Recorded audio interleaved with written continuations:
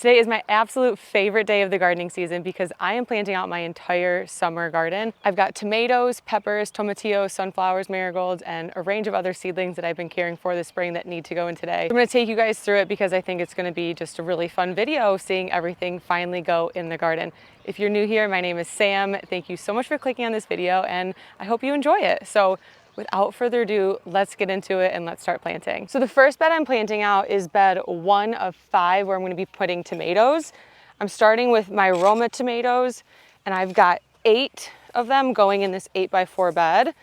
Last year I did 15 per bed and it was way too much. They were super overcrowded and I feel like I just don't think I got as many tomatoes per plant as I should have if they had the proper spacing. So this year I'm dropping down from 15 to 8 and I'm digging a really deep hole because with tomatoes, every part of the stem that you put underground will end up growing roots. I'll insert a clip from last season when I dug one up. So this entire thing, I'm gonna plant it to like here because all through here it's gonna get roots growing out and then that is gonna lead to a stronger root system, a thicker stem. If there's more roots, it's able to suck up more nutrients from the soil. So I'm gonna go nice and deep with this one. Probably about, my hole's a little too deep now. Probably about here. And then I just backfill it. And these are all really floppy right now, as you can see, because they were totally outgrowing the pots they were in. But now that they're in here and they're dug deep in here and planted deep, they're gonna stand up probably a nice and straight. And then probably not today, but like tomorrow or in a few days, I'll come through here and I'll put their tomato cages on them just to support them even more. So I don't love that this leaf is touching the soil. I'm tempted to clip it, but I think once they're all in here and they get watered and a day goes by, it'll perk up and be fine. So probably about 2 feet over, if I had to guess, about 18 inches to 2 feet over, I've got my next plant and I'm just going to take my clippers and I'm going to clip off the bottom leaves because these are going underground. I did do that on this one too. I just don't think we were recording yet. So just make sure if you are going to bury the stems like I did, you clip off those bottom leaves and I'm going to do this one too. And then in a nice little line, I'm just going to dig another really deep hole. And then if you don't have raised beds that are super, super deep, and you can't do this and you can't dig a deep hole, what you can do, and I did some of them last year just to see if you could and it worked, is you can plant them in the ground like this on their side and then they'll perk back up. They won't flop over all season. It works just the same as that and they'll still get those roots along that stem because they're buried. So that is another option if you can't dig a really deep hole.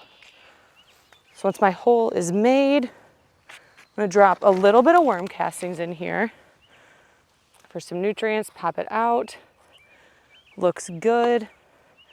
I'm gonna drop it in the hole. And I think it's these plants are really, really big and really long.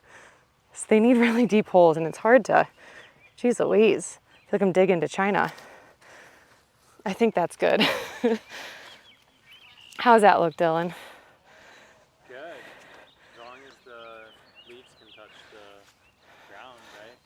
Yeah. Is that okay? What I'm gonna do actually, I'm gonna do that. Because you don't really want leaves touching the ground because then they can pick up disease and like spray back when you like water and the water hits the soil and it bounces up on the leaves, they'll get disease. However, after everything's planted, we're gonna come through and mulch everything. So there will be a layer of straw in between the soil and the plant leaves. So I feel a little bit better about that, but just for extra assurance, I am gonna snip the ends of those leaves. So I've got 2 plants in. I've got 3 more beds to do just like this of Romas. So I'm gonna get to that and then I'll check back in when we're on to the next plant. I lost the light last night a lot earlier than I thought I would. So I only got through these first 3 beds of Roma tomatoes planted out, but I am really happy with how they look.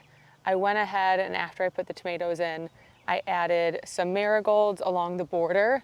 You can see I've got one here, I've got one here, I've got 2 over here, and then 1 across that way. Those are just in the bed to help with some pest control. Marigolds put off a scent that pests and bugs don't like, so it should deter them.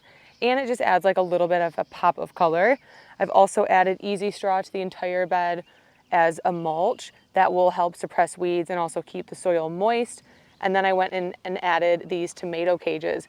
This is gonna be my first year with these tomato cages. So outside of like a really positive first impression, I can't say how they're gonna do this season, but judging by how sturdy, robust, and just like nice they look right now, I think these are gonna be great. I've never been a tomato cage fan because I've always felt like they suffocate your tomatoes, specifically like those cone-shaped ones that most everyone kind of uses. I used those my first year and I felt like they were strangling my plants. So these I'm really excited to use because they're much bigger and they're airy. And I think they're just gonna hold up year after year because they are this strong metal. So I'll make sure to link these below for you guys. And then the other two Roma beds, 1 and 2 over there, are the exact same way. So happy those are done. And today I'm just gonna keep on chipping away at my tomatoes. So these next 2 beds are going to be tomatoes too. This one's going to be all San Marzano tomatoes, and that one is going to be a mix of Cherokee purples and beefsteak. So the Roma tomatoes, the reason I'm growing 3 beds of full of them is because they're the best tomato for canning. I like to use them to make salsas, tomato sauces, pasta sauces. The San Marzanos are another really great tomato for canning because they're super meaty, they're a highly productive plant, and they have like a sweetness to them that adds like just a depth of flavor that I don't think I always find when I can just Romas alone. So I love adding the San Marzanos into my canning recipes, and these plants are super prolific. They produce an obscene amount of tomatoes per vine, and they grow to get really, really tall, like over 6 feet tall. Last year, these ones outgrew the Florida weave trellis we did, so I'm gonna have to do an even taller Florida weave this year. They would outgrow those cages we use on the Romas in like, I don't know, a month or so, so I definitely can't use those. When I do trellis these up, I'll make sure to record a video and show you guys, but San Marzanos are one of my favorite tomatoes to grow because you just get so many tomatoes and they're so good. So same process here. I'm digging the holes super, super deep. I want to bury that stem. I'm clipping off the lower leaves, and I realized on this one I forgot to do my worm casting, so I'm going to throw a few in here. And I'm just going to pop my plant out if it wants to. There's a little hole at the bottom of these, so I can just push it out. Nice roots. I got to go a little further, and about there. Perfect. And because I'm going to do a Florida weave trellis, it's really important that all of these are in a nice straight line, which I kind of always end up screwing up. So I'm going to make sure as I go, I'm really, really careful that these are all in a straight line. But this bed, I'm going 2 rows of 5, 10 total. I did 15 per bed last year and it was crowded. I still got a ton of tomatoes, but I'm gonna cut it down a little bit and just do 10 and just do 2 rows. It'll be a lot easier to manage. And then in between the tomatoes, I'm gonna be putting more marigolds, and then I've also got some basil to scatter in between. I'm gonna get going on both of these beds. Both of them will just get 2 rows of 5, burying the stem, worm castings in the hole. Marigolds and basil will go in between, and then we'll move on to the next plant. Both of these tomato beds are fully planted in now.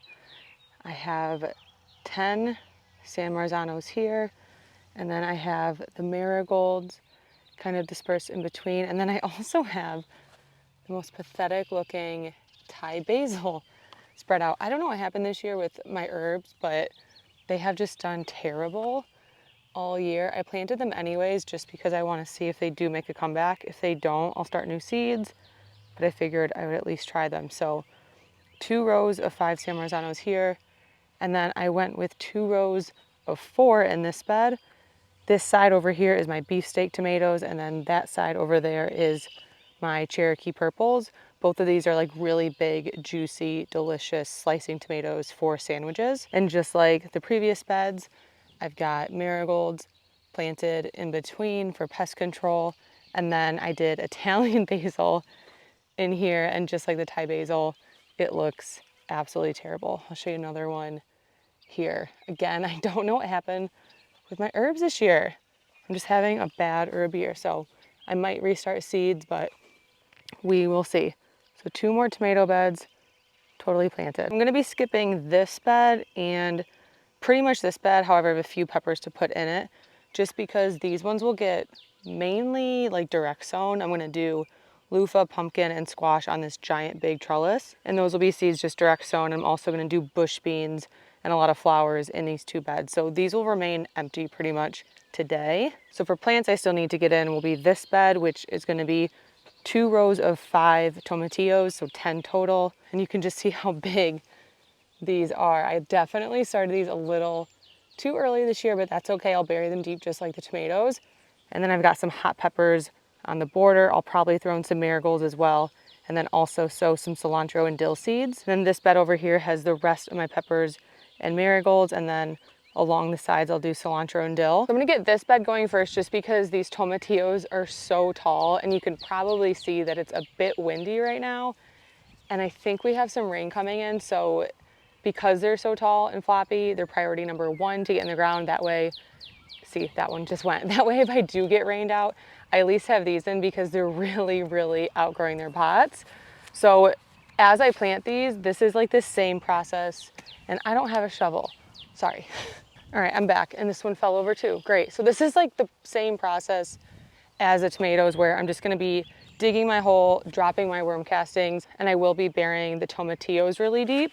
I also have my peppers in here. So the tomatillos are roughly 15 to 18 inches-ish apart. And then the peppers that I have on the border here are about 12 inches apart. Last year I did all my peppers 12 inches apart. I actually did 28 per raised bed. So they were 12 inches apart in every direction. They were absolutely crowded, but honestly, they did amazing. I have found that peppers really do well when they're planted close together because when it gets really windy, they fall into each other and almost like hold hands and keep each other up. And I found that I really didn't have to like stake my peppers or trellis them last year because of that. So I'm hoping I can accomplish the same thing with them today. So just like the tomatoes, I'm just gonna dig really, really deep holes. I'm gonna grab a handful of worm castings. Worm castings just add a little bit of a nutrients boost. That way, as they start setting their root, they have a little bit of help. And then I'm gonna push on the bottom of this pot, pop it out, and you can see these roots. This one's really ready to get planted in the ground. I'm just gonna put it down here, backfill, and there we go. And that one, honestly, probably could have gone even a little bit deeper. I will end up staking all of these. I think stakes are a good trellising option for tomatillos. Just keeps them upright and keeps them from falling over. But I gotta see how much time I have before this rain comes to see if I can stake them or not. But either way, I think they're looking good. So I'm just gonna finish planting these tomatillos. One note for the peppers, these are a plant that they won't get their stems buried. I know I've talked a lot about the tomatillos and the tomatoes getting their stems buried to grow roots off them. Peppers don't really do that the same way, so I just plant them so they're about a ½ inch of their stem buried in the soil. But other than that, it's pretty much the same process, so I'm gonna get to doing this and then I'll show you guys what it looks like. All right, I've got this bed planted out and that one. Over there, I've got all peppers and marigolds. And in this one, like I said, I've got the 2 rows of tomatillos and peppers. And then even in this bed over here, I don't know if you can see it. But I've got 4 more peppers here. These were just extras that I kind of had to figure out where to put them. And then I didn't mulch this one just because I'm gonna be coming through here and putting seeds down. Hopefully tomorrow. There's so much rain this week. I'd love to get them in before the rain, but I don't have time tonight.